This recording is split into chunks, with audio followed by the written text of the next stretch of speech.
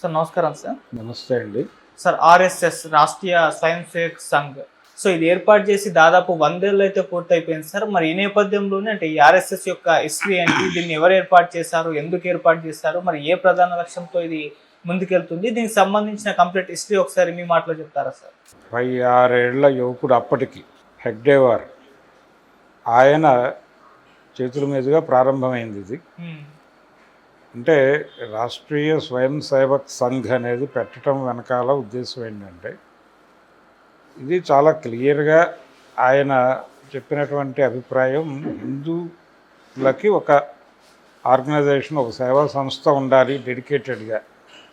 ఎందుకంటే దేశంలో మైనారిటీ మతాలు ఉన్నాయి, అనేక మతాలు ఉన్నాయి. వాటి ఆకాంక్షలు ఏదో రూపంలో సమాజంలో చెప్తున్నాయి. వెళ్ళగక్కుతున్నాయనే మాట కరెక్ట్ కాదు, కానీ వ్యక్తం చేసే ప్రయత్నం చేస్తున్నప్పుడు హిందువులకు కూడా అలాంటి సంస్థ ఒకటి ఉండాలి కదా అనే ఉద్దేశంతో ఈ ఆర్ఎస్ఎస్ అనే దాన్ని 1925లో ప్రారంభించాడు ఆయన. ప్రారంభించిన తర్వాత వీళ్ళు గోల్వాల్కర్ ఈయన కలిసి ఒక నిర్మాణం అనుకున్నారు. గ్రామాలకు తరలండి అనేటువంటి పిలుపునిచ్చారు. గ్రామాలకు తరలండి అంటే సమాజ దేవత అనే పదం వాడారు. సమాజ దేవత గ్రామాల్లోనే ఉంది కాబట్టి గ్రామాల్లోకి వెళ్ళి తెలుసుకుని వాళ్ళకి చెప్పండి, సంఘటితంగా ఉందాం, సంఘటితంగా మన ధర్మాన్ని కాపాడుకోవటం, దాంతోపాటు ఇతర మతస్థులు మన మీద ఏదైనా దాడి జరిపినప్పుడు అడ్డుకోవటానికి సమాయత్తంగా ఉండాలి ఎప్పుడు, సర్వవేళలా. అందుకని ఒక అంటే దృఢమైనటువంటి ఒక సైన్యం కావాలి మనకి. ఆ దృఢమైనటువంటి సైన్యాన్ని మనం ఎలా కల్చరల్గా కూడా డెవలప్ చేయాలి. వాళ్ళకి ఈ దేశం తాలూకా సంస్కృతి మూలాలు ఇవన్నీ కూడా అర్థం చేయించడంతో పాటు వాళ్ళ చేత కసరత్తులు చేయించాలి, కర్రసాములు చేయించాలి. వాళ్ళని దృఢంగా తయారు చేసి ఎవరితోనైనా తలబడే పరిస్థితిలో వాళ్ళని నిలబెట్టాలి. ఈ చైతన్యాన్ని హిందూ సమాజంలో, హిందూ యువతలో నింపటానికి కృషి చేయాలనుకున్న తర్వాత వాళ్ళు చేపట్టినటువంటి మొదటి కార్యక్రమం గ్రామాలకు తరలండి, గ్రామాల్లో ఉన్నటువంటి సమాజ దేవత దర్శనం చేసుకోండి అనేది ఒకటి. తర్వాత ప్రతి ఊరిలోనూ ఒక శాఖ పెట్టండి. ఆ శాఖలోకి హిందూ మత యువకుల్ని సేకరించి వాళ్ళతో ఆ శాఖ నడిపిస్తూ వాళ్ళకి కల్చరల్గా భారతదేశం అంటే ఏమిటో అర్థం చేయిస్తూ, అలాగే ఈ మతం మీద, హిందూ మతం మీద, హిందూ ధర్మం మీద ఎవరైనా దాడులు చేస్తే దాన్ని కాపాడుకోవటం కోసం అవసరమైతే ప్రతిహింసని ప్రయోగించి, హింస వేరు, అవతల వాళ్ళు చేస్తున్న దాడులను అడ్డుకోవటానికి మనం వాడేది ప్రతిహింస. కాబట్టి ప్రతిహింసాత్మకంగా ఉండేలాగా, అడ్డుకునేలాగా, దాడులను అడ్డుకునేటానికి ఒక సైన్యం ఉండాలి. సైన్యం తయారు చేయాలంటే శాఖలు, ప్రతి గ్రామంలోనూ ప్రతి పేటలోనూ సంఘం ఉండాలి. ఈ సంఘం శాఖ ఉండాలి. ఆ శాఖ రోజు ఫార్మ్ అవ్వాలి. అది రోజు పొద్దున్నే నిలబడి ప్రార్థన చేసి అక్కడ కాసేపు హైందవ ధర్మానికి సంబంధించిన కొన్ని విషయాలు మాట్లాడుకుని, దాంతోపాటు ఈ కసరత్తులు, యోగాసనాలు, కర్రసాములు ఇవన్నీ ప్రాక్టీస్ చేస్తూ ఉండాలి నిరంతరం. ఇలా ఒక సుశిక్షితులైనటువంటి ప్రైవేట్ ఆర్మీని నిర్మించడం అనేది లక్ష్యం హిందూ మతం తరఫున. అది ఆర్ఎస్ఎస్ అంకురార్పణకి ఉద్దేశం. అప్పటికే మైనారిటీ మతాలు ఈ దేశాన్ని పరిపాలించడం ప్రారంభించి దాదాపు 1200 ఏళ్ళు దాటిపోయింది. ఈ 1200 ఏళ్ళు దాటిపోయినటువంటి సందర్భంలో హిందూ మతానికి, హిందూ ధర్మానికి జరిగిన గ్లాని గురించి పట్టించుకుని దాని గురించి మాట్లాడటం అనేది ప్రోగ్రామ్గా ఈ ఆర్గనైజేషన్ పనిచేయాలి అనేది ఒకటి అనుకున్నారు. ఈ క్రమమే నడిచింది. ఈ క్రమంలో వాళ్ళు అడపాదడపా ఇక్కడ ఉన్నటువంటి ముస్లింలకు వ్యతిరేకంగా నిర్ణయాలు తీసుకునేటప్పుడు బ్రిటిష్ అనుకూల ధోరణిలో కూడా వ్యవహరించారు వీళ్ళు అడపాదడప. వ్యవహరించటం అనేది విమర్శగా కాదు, కాన్షియస్గానే బ్రిటిష్ వాళ్ళని ఒక రకంగా అనుసరించారు కూడా. అంటే మిషనరీ పద్ధతిని కూడా అడాప్ట్ చేసుకున్నారు. ఎలా సుదృఢం చేయాలి, ఒక సైనిక విభాగం కావాలంటే దాన్ని ఎలా ఆర్గనైజ్ చేయాలి అనే దానికి సంబంధించి మిషనరీస్ నుంచి కూడా చాలా గుణపాఠాలు నేర్చుకున్నారు. అలా క్రైస్తవ మతం నుంచి చాలా గుణపాఠాలు నేర్చుకుని ఒక డిజైన్ చేశారు ఈ ఆర్ఎస్ఎస్కి. ఆ డిజైన్లో భాగంగానే వాళ్ళు హిందూ మత పరిరక్షకులుగా తమని తాము ప్రకటించుకుని ఆ విధంగా ముందుకు వెళ్ళేటువంటి ప్రయత్నంలో హిందూ వ్యతిరేక ధోరణులు, హిందూ మతానికి ఇబ్బంది కలిగించే ధోరణులు ఎవరు ప్రకటించినా వారిని ఉపేక్షించమని చెప్పారు. ఈ క్రమంలోనే వీళ్ళు జనసంఘ అనేటువంటి ఒక పొలిటికల్ పార్టీని కూడా ప్రారంభించారు. మాకు ఆర్ఎస్ఎస్కి ఏ సంబంధం లేదు, ఆర్ఎస్ఎస్ వేరు మేము వేరు అని వాళ్ళు చెప్తారు, కానీ టెక్నికల్గా వారే వీరు వీరే వారు. అది ఆర్ఎస్ఎస్ మానస పుత్రికే జనసంఘ అనేది. అలా ఒక పొలిటికల్ పార్టీని పెట్టి రాజకీయ రణక్షేత్రంలో కూడా తమ ప్రజెన్స్ ఉండాలి పార్లమెంటరీ రాజకీయాల్లో అని కూడా అనుకున్నారు. ఇదంతా తర్వాత దశ.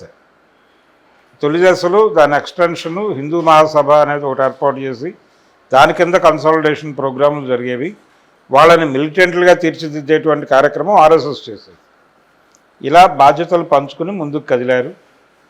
ఈ రోజున 15 సంవత్సరాల నుంచి కేంద్రంలో కాషాయ జెండా ఎగురుతోందంటే దానికి ఆర్ఎస్ఎస్ వేసిన పునాదే కారణం. అలాగే ఆర్ఎస్ఎస్కి సంబంధించి వాళ్ళకి ప్రాతస్మరణీయుడు ఇంకొక ఆయన వీర సావర్కర్. వీర సావర్కర్ మీద రకరకాల విమర్శలు ఉన్నాయి. అయితే ఆయన తన వ్యక్తిగత జీవితంలో చేసినటువంటి లోపాలు కావచ్చు, ఇవన్నీ కావచ్చు, వీటన్నిటినీ ఒక్క క్షణం కూడా పట్టించుకోవాల్సిన అవసరం లేదు అనేది ఆయన గత చరిత్ర నుంచి మనకు అర్థమవుతుంది.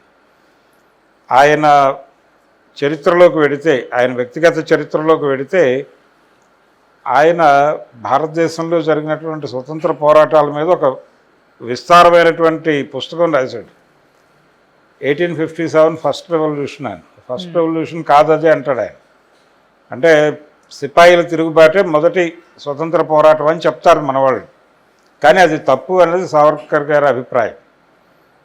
అదే మొదటిది, అదే చివరిది అని. ఆ తర్వాత కాంగ్రెస్ హయాంలో జరిగినటువంటి స్వతంత్ర పోరాటం అది స్వతంత్ర పోరాటంగా గుర్తించదగనిది అనేది ఆయన అభిప్రాయం. దీన్ని ఎప్పుడూ ఎవరు గౌరవించలేదు ఈ అభిప్రాయాన్ని, కానీ ఇప్పటికే అదే అభిప్రాయంతో ఉన్నారు వాళ్ళు. ఇలా ఈ దేశానికి స్వతంత్రం తీసుకురావాలి ఉదారవాదుల నుంచి, కుహనా సెక్యులరిస్టుల నుంచి, ఇలా వాళ్ళ దగ్గర 100 సెగ్మెంట్స్ ఉన్నాయి ఈ దేశానికి సాంస్కృతికంగాను రాజకీయంగాను హాని చేస్తున్నటువంటి వాళ్ళకి సంబంధించి. వీళ్ళందరినీ కంట్రోల్లో తీసుకుని దేశాన్ని తమ పూర్తి స్థాయి అదుపులో పెట్టుకోవాలనేది ప్రోగ్రాం. ఆ ప్రోగ్రాంని ఇప్పుడు శరవేగంగా చాలా యుద్ధ ప్రాతిపదికన నడిపిస్తున్నటువంటి ఆర్గనైజేషన్ ఇది. అందుకని ఇది రాజకీయ పార్టీని అంటే రాజకీయ పార్టీలు అనలేం, కల్చరల్ ఆర్గనైజేషన్ కూడా అనలేం ఆర్ఎస్ఎస్ని.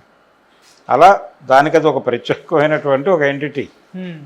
ఆ ఎంటిటీ ప్రస్తుతం భారతదేశంలో ఈ మైనారిటీల ప్రాబల్యం పెరిగిపోతుంది అనే అభిప్రాయాన్ని ప్రజల్లోకి తీసుకెళ్ళడానికి నిరంతర ప్రయత్నం చేస్తోంది.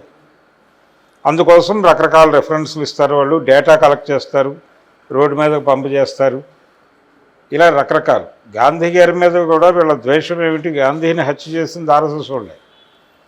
కానీ ఆర్ఎస్ఎస్ అనే మాట వారు అనలేదు, ప్రపంచం కూడా అంగీకరించలేదు. ఆయన అప్పటికి హిందూ మహాసభతో ఉన్నాడు. అలాగే ఇతర అభిప్రాయాలు కూడా కలిగి ఉన్నాడు. ఆయన సావర్కర్ గారికి చాలా సన్నిహితుడు గాడ్సే. ఈ సన్నిహితత్వము వీటిలో నడుస్తున్నటువంటి ప్రాసెస్లోనే రకరకాల మహాత్మా గాంధీ హత్య కూడా వీళ్ళ సారథ్యంలో నడిచింది. దానికి ఒక రీజన్ ఏంటంటే నైతికంగా గాంధీ గారు పతనం అయిపోయాడు అనేది ఒక యాంగిల్. రెండో యాంగిల్ ఏంటంటే గాంధీ గారు హిందువులకి ముస్లింలకి ఏకకాలంలో ఏకైక నాయకుడిగా ఎదగాలనుకుంటున్నాడు అనేది రెండో అంశం. తాను ఎలాగూ హిందువుని కాబట్టి తను కొత్తగా తను అట్రాక్ట్ చేయాల్సిన శక్తులు ముస్లిం శక్తులు కాబట్టి వాళ్ళ కోసం హిందువుల జేబుల్లో నుంచి కొన్ని బిస్కెట్లు తీసుకెళ్ళి వాళ్ళకి వేసే ప్రయత్నం చేస్తున్నాడు. అందుకని తను ఎలిమినేట్ చేసేద్దామని చంపేశారు గాడ్సే గారి నాయకత్వంలో. ఆ టైంలో ఆర్ఎస్ఎస్ బ్యాన్ అయింది, జైల్లోకి వెళ్ళిపోయారు, అందరూ రకరకాలుగా కష్టపడ్డారు. మొత్తానికి బయటకు వచ్చిన తర్వాత 77లో మొదటి కాంగ్రెసేతర ప్రభుత్వాన్ని ఏర్పాటు చేసింది కూడా జనతా పార్టీ. 77లో జనతా పార్టీ గెలిచి ఇందిరా కాంగ్రెస్ నుంచి అధికారం హస్తగతం చేసుకుంది. మొరార్జీ దేశాయ్ గారు అధికారంలోకి వచ్చాడు, కానీ నిజానికి ఆ డిజైనింగ్ వెనకాల భారతీయ జనతా పార్టీ కంట్రిబ్యూషన్ ఉంది. ఇలా రకరకాలుగా భారతదేశంలో జరిగిన అనేక చారిత్రక ఘట్టాల వెనకాల భారతీయ జనతా పార్టీ ఉనికి ఉన్నప్పటికీ ఆర్ఎస్ఎస్ కదలికలు ఉన్నాయి. ఆర్ఎస్ఎస్ఏ ఈ దేశంలో రామజన్మభూమి నినాదాన్ని ముందుకు తీసుకెళ్ళడం ద్వారా జనాల్ని ఏకం చేశారు. కరసేవలు, శిలాన్యాసులు, ఇలా 100 ప్రోగ్రాములు పెట్టి ప్రపంచం మొత్తాన్ని ఎప్పుడూ అలర్ట్గా ఉంచారు. ఏం జరపడానికైనా వెనుదీయరు అనేటువంటి వాతావరణం కల్పించారు. ఇలా ఆర్ఎస్ఎస్ చరిత్ర ప్రస్తుతం చాలా ఇంపార్టెంట్ హిస్టరీ నడుస్తోంది ఆర్ఎస్ఎస్కి సంబంధించి. ఈ దేశంలో మెజారిటీ మతం ప్రమాదంలో ఉంది అని నిరంతరం ప్రచారం చేయటం ఆ సంస్థ పరమోద్దేశం. ఆ చేయటం ద్వారా హిందువులను కన్సాలిడేట్ చేసి తన దొడ్లో ఉంచుకోవాలనేది ప్రోగ్రాం. ఆ ప్రోగ్రాంలో చాలామంది బయటకు వెళ్ళిపోయారు, కానీ ఇప్పటికీ ఆ కంట్రోలింగ్ వ్యవస్థ అయితే ఉంది.